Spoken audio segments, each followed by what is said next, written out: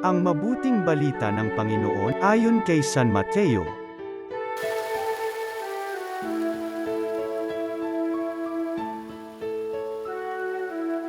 Noong panahong yon, nang makarating kay Herodes na tetrarka ang balita tungkol kay Jesus, sinabi niya sa kanyang mga lingkod, siya'y si Juan Bautista na muling nabuhay, kaya siya nakagagawa ng mga himala.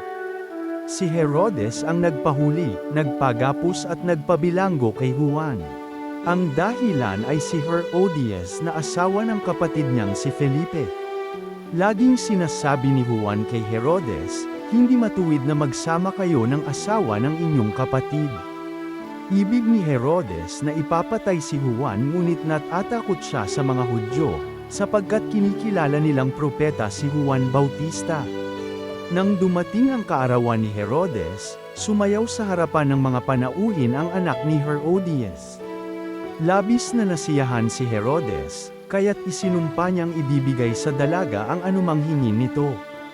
Sa udyok ng kanyang ina ay sinabi ng dalaga, ibigay po ninyo sa akin ngayon din, sa isang pinggan, ang ulo ni Juan Bautista.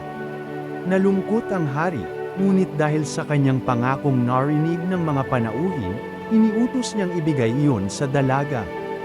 Kaya't pinapugutan niya si Juan sa bilangguan. Inilagay ang ulo sa isang pinggan at ibinigay sa dalaga, dinala naman ito ng dalaga sa kanyang ina. Dumating ang mga alagad ni Juan, kinuha ang kanyang bangkay at inilibing. Pagkatapos, ibinalita nila ito kay Jesus. Ang mabuting balita ng Panginoon.